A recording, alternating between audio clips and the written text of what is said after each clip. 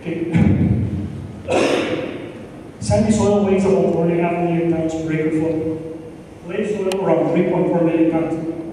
Okay, so now we have the same volume of soil on a driveway basis. A sandy soil weighing based on the density, 1 million pounds of soil is more in the same volume than the other, right? Sandy soil has a very low surface area, so very low water holding capacity, so it doesn't have the fertility potential of the silt water clay. A clay there weighs 1 million pounds less, has way higher water holding capacity. So now we're going to look at those properties in light of soil. Make sense? Right? A good silty clay loam might hold 2.5 inches to 3 inches of available water per acre foot. A coarse sand that I showed you all might hold half an inch. Now we know that one soil type has 5 times available water holding capacity, higher cation exchange, and unique properties in order to store and build carbon in. In another soil, you can still build soil health, but it cannot have the same water capacity as a silty clay because of the inherent properties of the soil. Tensiometers, again, we use tensiometers and the hand appearance to demonstrate the amount of water at a couple of different depths, so the producer could relate to the soil type where the root's at, and what this has to do with how much water you require. So visual observations of water and moisture retention in the soil. Okay. Again, we talked about you see the temperatures here. We did this numerous times.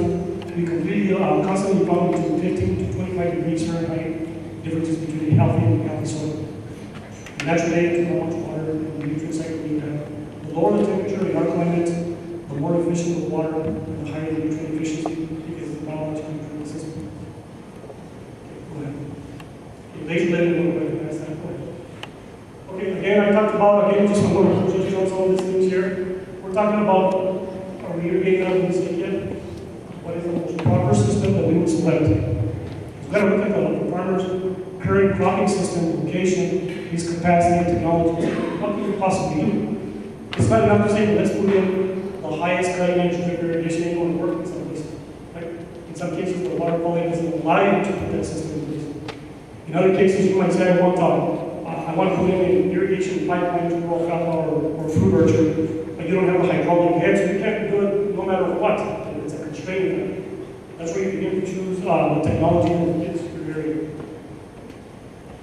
Again, we continue our subsurface drip is what we've done a lot in New Mexico in center pivots to deal with this water issue. We're still going out of bounds and the issue is water. Then we do an evaluation with the number of software as to what kind of efficiency can be given technology and why, because that's part of our foundational knowledge, right? Why apply water to a high flow tunnel, to a laser level field, to different hydraulic pressure ahead from the canal, then we know with a lot of certainty to our engineering programs that we can deliver water with certain efficiency. We do that to get an idea of the case. Then we go, now we're at getting the soil sample. Typically 50 to, we used to take 12 to 15 composites for a representative field, and we're doing this as a training session when we do our workshops to get the point of this. Okay? Okay, this is the actual field in El Paso. It was actually several thousand acres, but this is the one we actually did the study on in 2 soil samples. Okay, then we take a soil test. And now, what I do is we can see the levels of organic matter very low, all the nutrient status, the sodium, the salinity, what have you. And here we are, we're representing a 0 to 6 inch depth, and we also do 6 to 12, and we're getting baseline, the field looks like this. And then we interpret those soil tests based on the soil texture, structure, and aggregate stability, and based on the soil looks like this at this time. And then we're going to overlay the water that is applied to the soil because it's going to change some parameters in the soil. So you can see they start getting quite. Remind my head just turning over. Okay, so hang on with me as we're building this case. You see that it's starting to get a little bit noisy.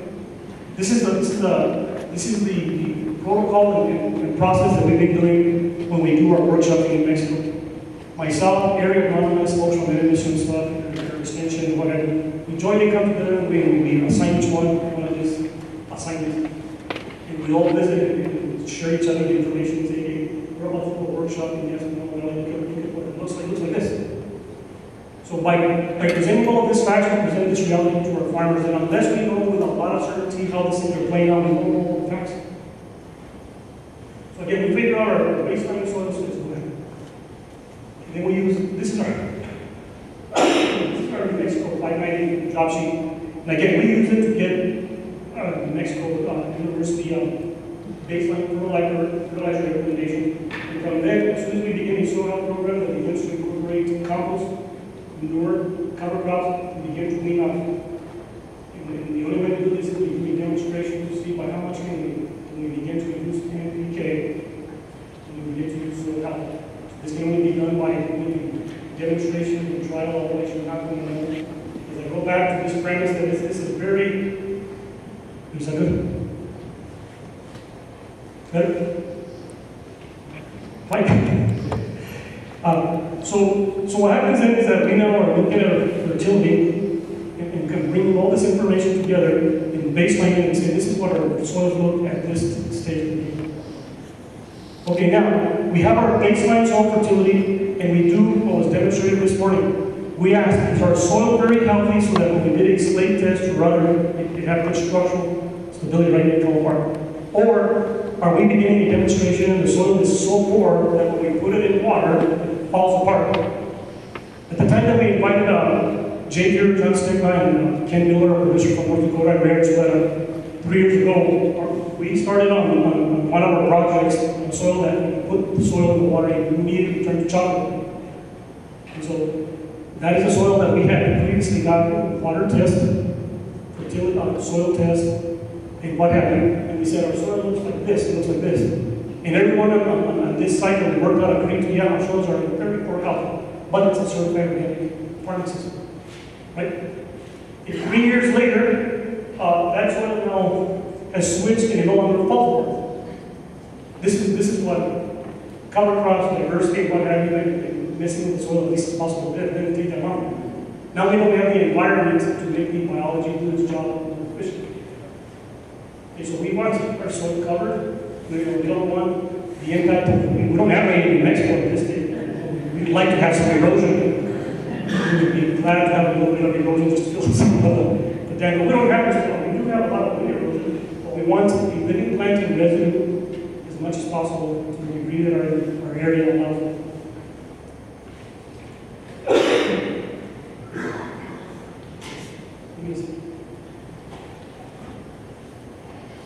A major problem in New Mexico is wind erosion for obvious reasons. Right? Just living up front, too many systems that are hanging over soil.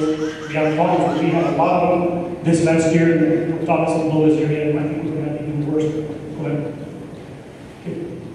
Now, in the stage of the game, hanging with me on it, we're talking about a systematic, very site-specific approach dealing with the facts on the ground and making our case. We're about to help a community. It has unique problems. We're trying to how to do it.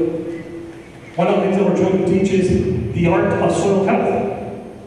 We want to change the paradigm, the way people think, and say, hey, you got to look at the soil as a living ecosystem, biological, physical, and chemical environment that is all integrated in synergy. And the microbes, when they're inside the aggregates and around them, as I showed you, all they sense is there carbon to eat, is there sunlight to eat, or is someone to eat?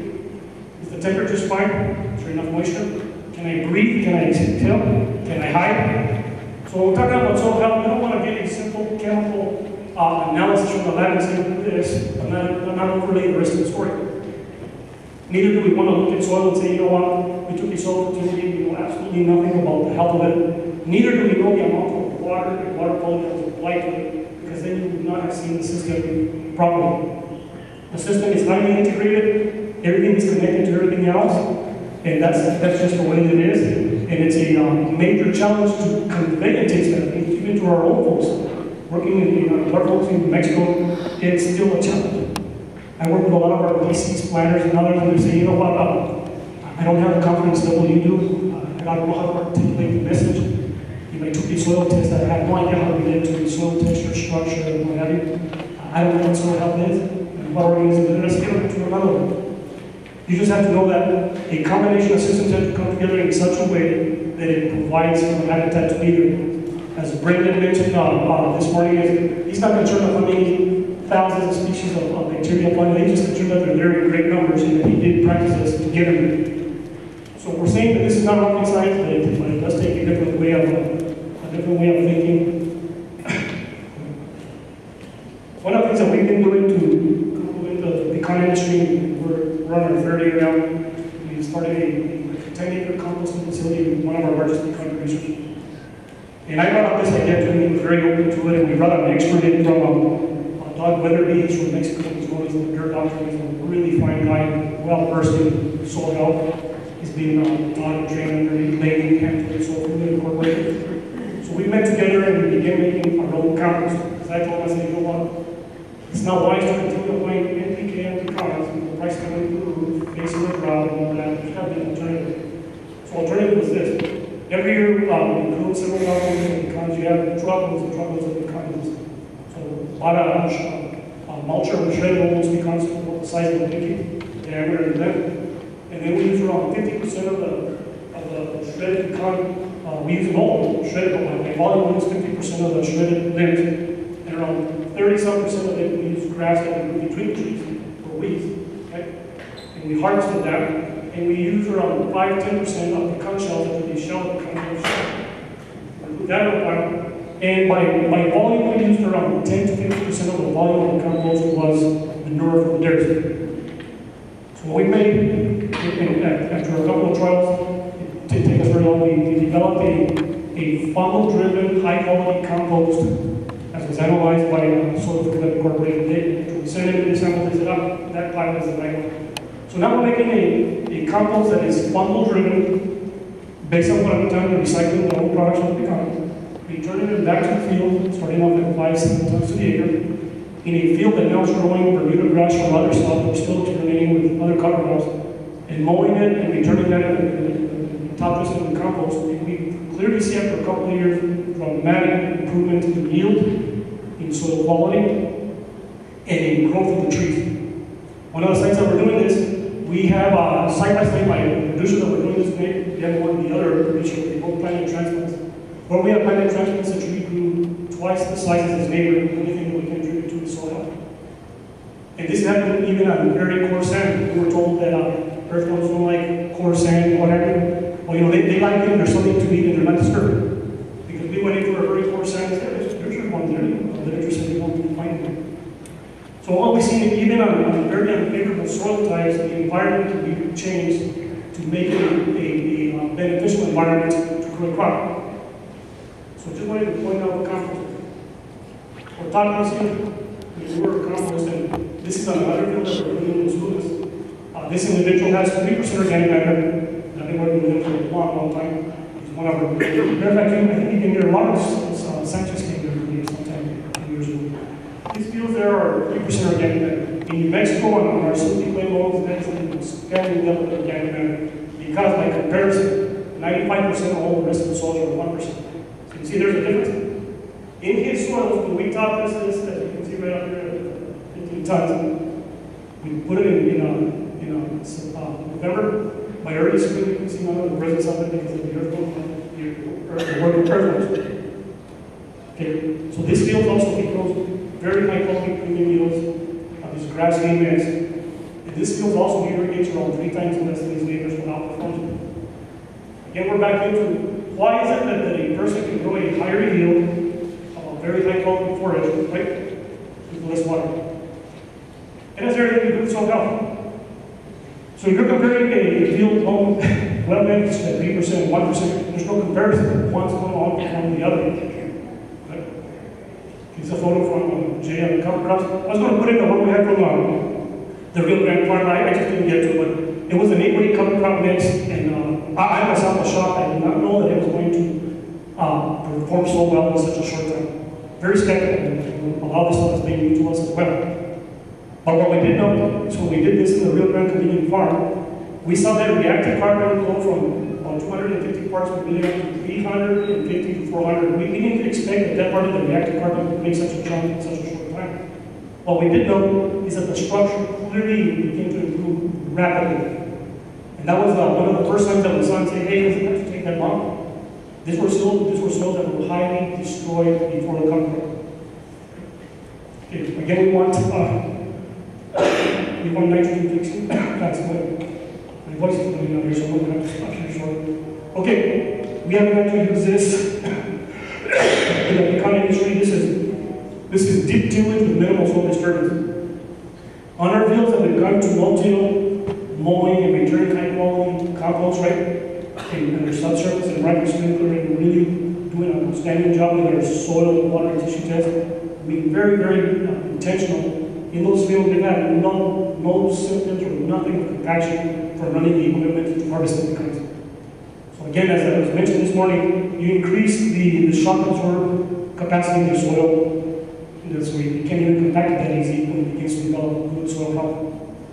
So we're not going to have to rely on this this is a common practice in the soil health. See, our goal, we don't want to use this unless we absolutely have to. But if we have to, we will, because we're still not going to disturb it. So if I just try to cut through the soil, that's not the same thing as inverting it and chopping it up. Okay, so we're back to soil health. We're talking, we have good infiltration.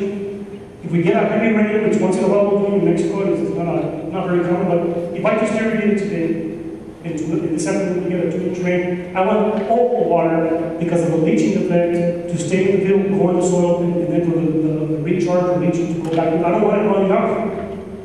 And that's what we see in this field. On some of our fields that we have in soil health, we can irrigate on the sandy soils with soil health. That very afternoon we can drive a vehicle on the inside.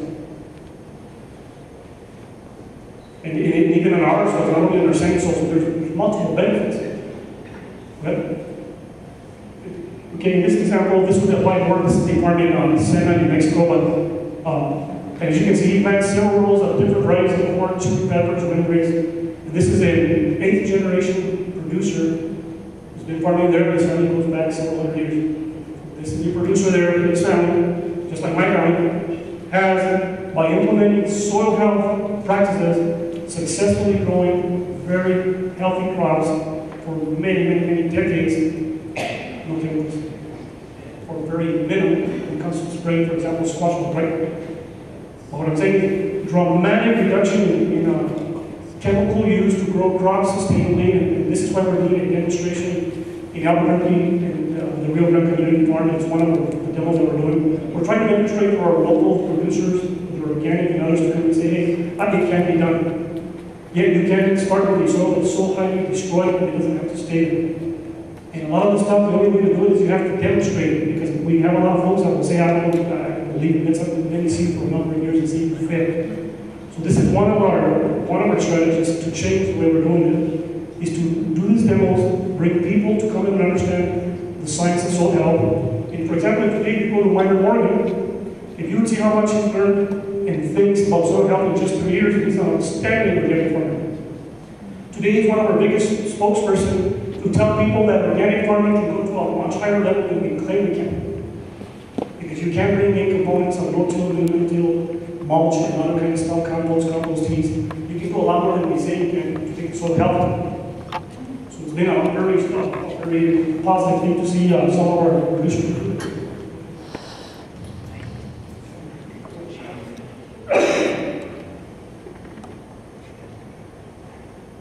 Okay, the next thing is, in this sequence of events, is tissue testing. How much nutrients are coming into the sufficiency level? Are they deficient, insufficient, or is it luxury consumption for micronutrients? Is it toxic levels? So we take tissue tests here. This gives the example here. What our goal is we want to produce the most pecans in the highest quality. And we want to find out how much of the nutrients make it to the leaf based on everything that I've been talking about. This is a tissue analysis. This is our actual analysis that we did on this field. This is what we do at our workshop.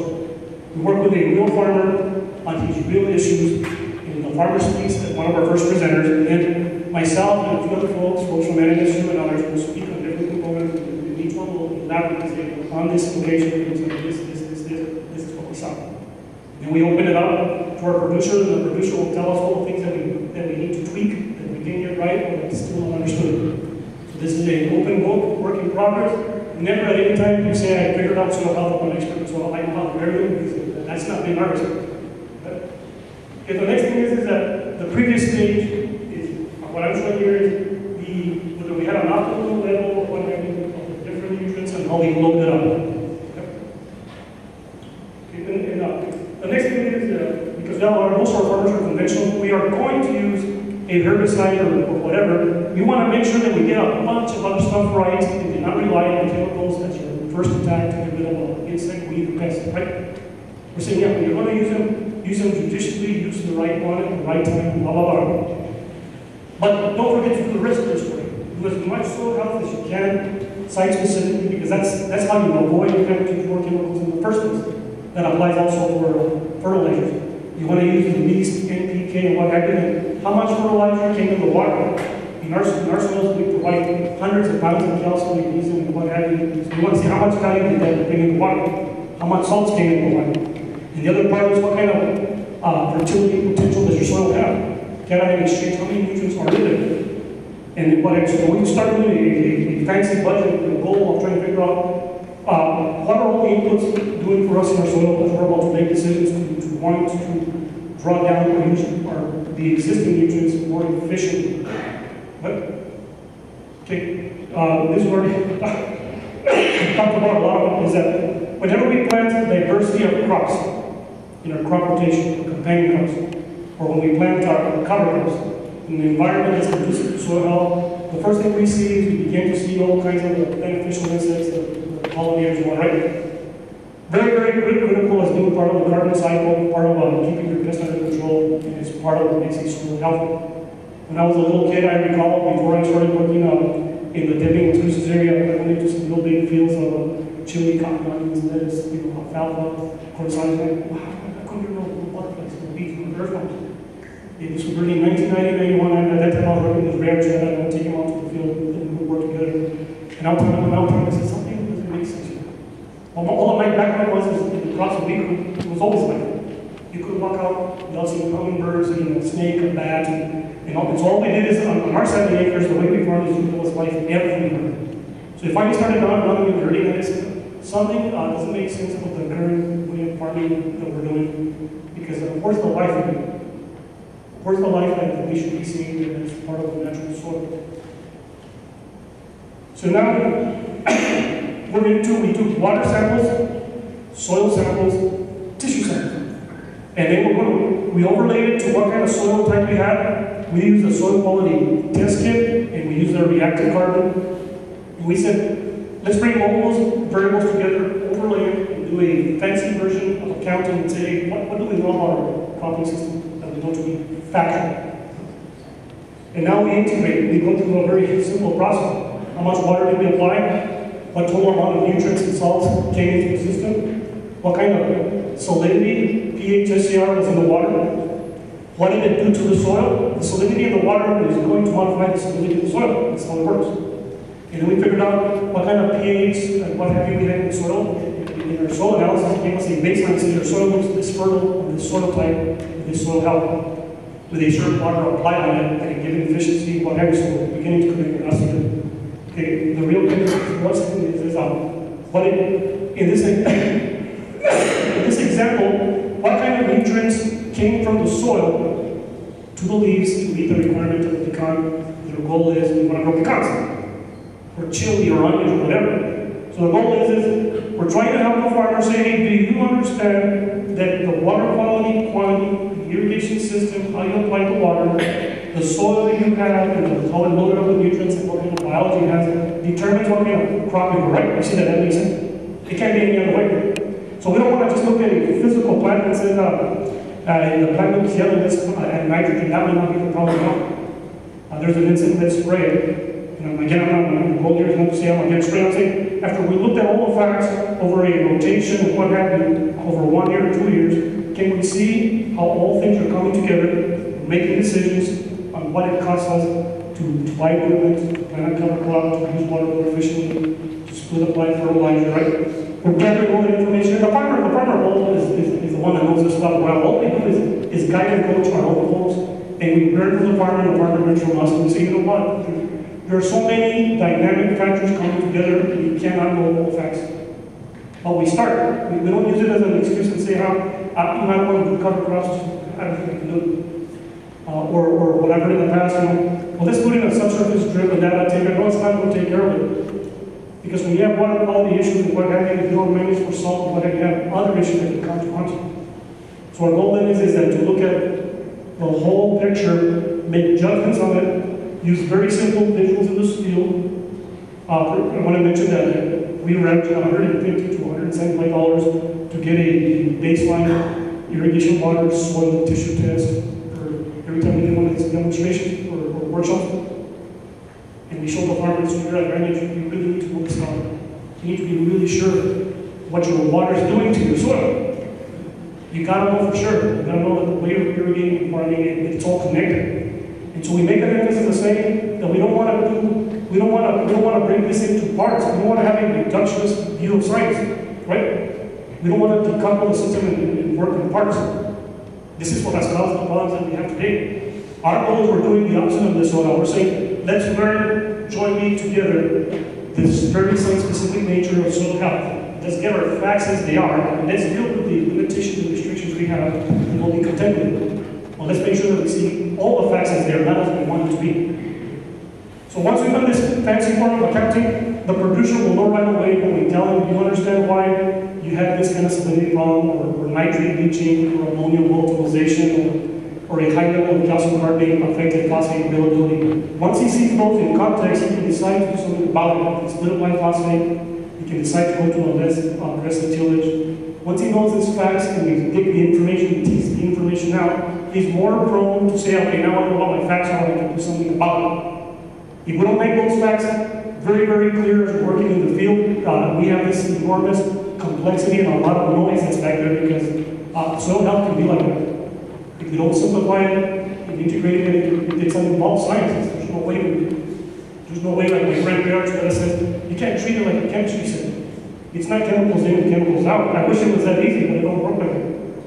It works with the premises that you work to build a biology that makes the soil health the physical part, that makes the chemical part inside there, it's possible. And if all of your decisions are geared for a building soil health, you will make the right decisions because you're going to say, as much as I could, with the knowledge that I have, make decisions to make sure that the soil biology and the nutrient cycling within its potential. In spite of restrictions or constraints, you say, this is what it can do. And then you can draw your parameters and say, at this stage it looks like this, based on everything that we're facing. And it allows a person to do this, again, site-specifically, and says, I can't do it exactly like they do in northern New Mexico, I gotta do it different than the Sin Valley, and I can't do it like that as they do in Clovis, and whole set problems. Once we put boundaries and parameters of what the reality is, we can begin on ideas on doing this. One of the things that I always tell folks that I work with is, think outside the box, think for yourself, and begin doing a demo. Anybody can begin getting 3, 4, 5% of their land and trying something they've never done. And begin saying, hey, I don't know if this will work out, we don't start with whatever we know. Okay, so we're back to soil health. We think we beat this horse to death. And the structure, good residues, your rhizosphere, your aggregate, what have you. Okay. This again, the complexity of the soil food, if I put this together a couple of years ago, this just covers the different major trophic levels that are in the soil. And in no way this does justice to the enormous diversities in the soil. This is just strictly to get the point across that every trophic level of the soil food has to function for the soil health to function. There's no shortcuts. So you make decisions to have the most diverse system available for the soil organisms can work. Soil microorganisms can work to their potential, so they have the proper ecology, temperature, predator-prey environment, organic sources. You need all of them. All of them are you're going to have an efficiency. And that brings me to another point. To the degree that you can't do this is to the degree that you have a lower level of soil health potential, right? It's the ability that you can apply locally based on all your facts that you decide whether you can feed and maintain a healthy soil food. The point is here is that the majority of the soil organisms are organisms you cannot see, so they're hard to appreciate. Right? It's hard to appreciate something you don't see. You see, right? It's the old thing. Yeah? It's that realm of the invisible world. You say, wow, this is very hard because in the past I never had to worry about those guys. So again, we're talking about having the right soil system, residue cover to the degree we can. We protect the soil from the aggregation and the pores. We want lower temperature. We want transpiration, very little evaporation. We We want a healthy habitat from the surface to the soil, and we want continuous open pores so that the earthworms and other critters are both communicating from the top to the bottom, and nutrients, organisms as they decay at the top or the waste will move through the soil with the next irrigation rain. Because a lot of their waste, as they get decomposed, they will form different types of soluble and insoluble organic compounds. The next time you irrigate rain, it'll move through the soil with spores. And then from there, it will be picked up by other different organisms and cycle the plant. So you have the residues that deep-rooted crops that bring nutrients from the lower depth and turn it into the residues, cycling the organisms back into the soil, and you have a nutrient cycle. Okay, one of the things that we're seeing here is, on this thing here is, here's the corn root, and here's the main root system. If you pull out a corn plant, and for that fact, many plants that mycorrhiza in healthy soil, what you're not going to see is that the majority of the root system in the surface area is not the root you see. It's mycorrhizal fungi. Muscular microbial fungi. So you're going to pull out a corn plant and say, well, really, I only see some main roots here, but you're not seeing the majority of the roots that you can't see because you can't see the diameter is too small. Mycorrhizal fungi is in the neighborhood of 0.002 to 0.007 diameter. So you're not going to see it, but it's there in enormous quantities. It's in association with the plant. In exchange for the plant getting the carbon, it makes palmate and structures the soil and wraps around the soil aggregates and structures it. In exchange for that, it brings in nutrients and water to the plant. And so their presence is extremely critical in the amount of carbon that you pump in the soil. It is very critical to appreciate something like that, of this nature, because again, we're back to looking at a root system that you can't see in the right. Because they tend to say that's not that hard. Okay, so the next thing that we're looking at here is what we want. We don't want a bacterial-driven ecosystem dominating for most crops. This is very simple to explain. If I till, mower, plow, rip, what have you, I will mix the top part of the roots and chop it up into little pieces, just like the cut scissors, and chop up all the rest of it. I will then put them in the soil, and it will be temporarily aerated, and you won't get any flush of nutrients, and that's what people like, and that's good, because I think that's what we have to do, as Brendan talked about this morning with potatoes, right? But if you don't do a bunch of other stuff, you will deplete your organic matter in the soil. And a lot of the carbon very shortly will be consumed by bacteria, and you'll release too much carbon dioxide and pulse, and then your organic matter will deplete and your soils fall apart. And the reason we're becoming bacterial driven when you have a poor soil health or monocultures or excessive tillage is that you can't chop a bacteria in half. Or you can chop a ripple in half. You can completely disintegrate and rip up mycorrhizal fungi and all kinds of pork. You can mix them up and chop them up and put them at a disadvantage. But you can't chop up bacteria in half. In a few grams of soil, you have millions of them. They still eat whether they're aerobic or anaerobic. And they eat everything in houses. They don't know how to stop. They stop when the food runs out of them. They go to a permanent state or die out. And all of a sudden you see all this carbon dioxide poof, come out of the soil. And the end result is your soil forms a surface soil and a crust. And now you have to cultivate to deal with a crusted soil. So when you have a more balanced approach where you have a lot of mycorrhiza, saprophytic fungi, earthworms, and what have you, you have a lot of biomass that is not predominantly bacteria in terms of total biomass. So when you have a more full soil food web, you have all the trophic levels, you have all the things you wanted. The reduction of wind erosion, water erosion, higher water holding capacity, better nutrient use efficiency. So all the other benefits that come from practicing a system where you're going for diversity and to the degree that you can practice. And this is just a picture of the rhizosphere, the part that we can't see is where a lot of the action's at. Okay, you can see the root exudates here on the side of this root. The plant's releasing sugars and it's inviting the whole biology to come and eat. If biology comes to eat, the nutrient cycle begins, and you begin to feed the soil fluid, the soil begins to stay structured, and you have the ideal environment for soil health. Okay, again, we don't want unconventional tillage to have a pulse of carbon dioxide coming out because we're not using recycling organic matter and nutrients and carbon efficiently. We want it to go throughout the entire year. We want a lot of the respiration that's coming out of the soil that's coming from the biology of the soil in addition to the roots. So you want your fungi, bacteria, and organisms, including the root, to be respiring. When we talk about oxygen has to come in, carbon dioxide has to go out, has to be covered, has to have a food source. You're feeding the soil biology and you want respiration taking place throughout the entire area, that's your indicator that you have soil health. Okay, we talked about temperature, so I'm going to switch. Go ahead. Okay, we've done this on every soil type. When I started 6 years ago, I took a soil from my mom's garden that's in Golden San Diego. Not this square, but it was put a greenhouse, primary, put residents area, right? In this soil, here you can see full of earthworms and biological activity. It outperformed the majority of all the other soils we did throughout the state that were conventionally tilled, even if they were clay, sandy clay, or the other ones. So soil health is for all soil types, not okay, again, we're talking about managing organic matter. We want to cycle organic matter to living organisms, either decomposition, organisms eating each other, in building organic matter in the soil. So I'm not going to go too much on this because the voices are coming out. Okay? The difficulty of building organic matter, by 100 pounds of organic matter, at the end of 1 year, if I'm on a conventionally tilled field, 60 to 80% of it will go back into the atmosphere as CO2. Okay, a small amount will turn into humus of different kinds, biomass. Okay, our goal when we're doing soil health is we want to turn a larger percentage of the total carbon brought into the soil to get trapped in the macro aggregate, inside the micro aggregate, as residue. We want it trapped in the bodies of living organisms. We want to switch the coarse carbon to get sequestered in the various forms. We want it to be in humus, roots, residue, biology, and we want the carbon to be in those fractions. Not a fraction, because otherwise our efficiency of carbon management becomes inefficient. Okay.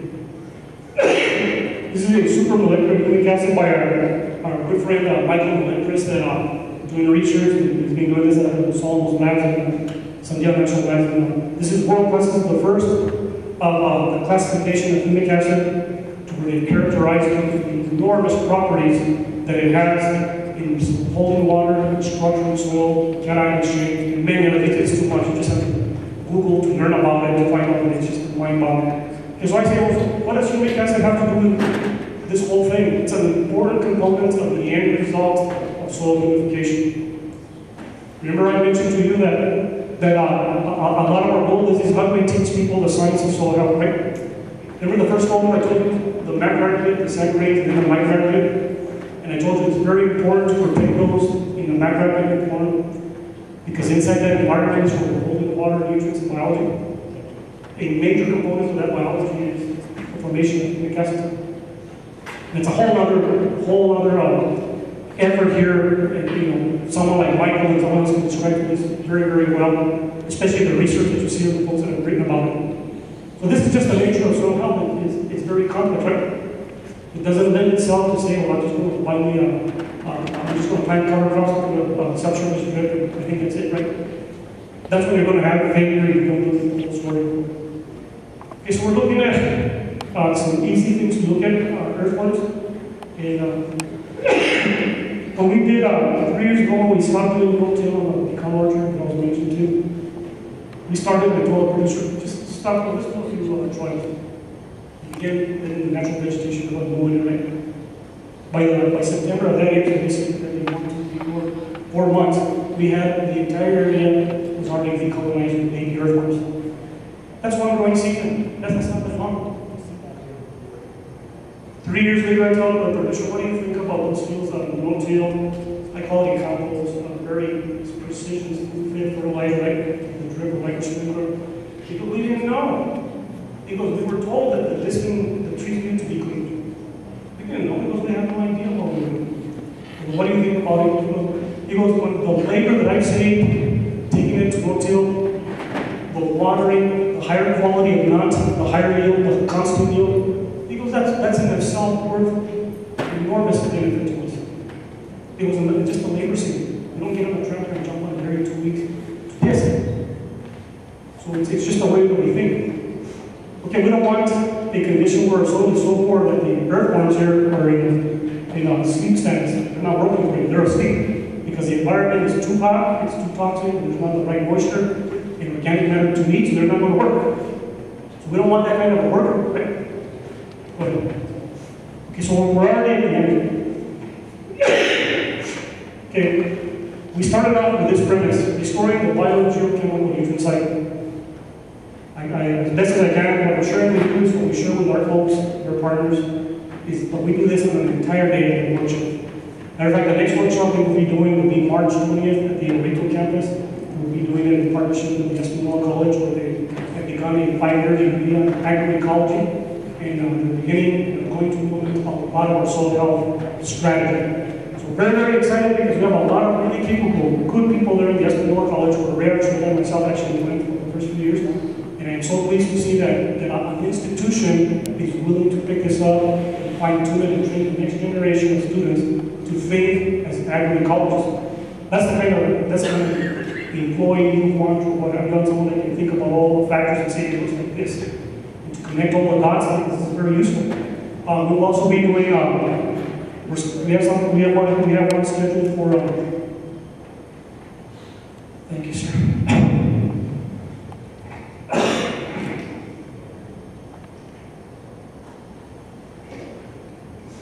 We will be doing another full-day workshop with the Jicarilla Nation there in Dulce, which is right on the border here, south of Colorado, near Chama.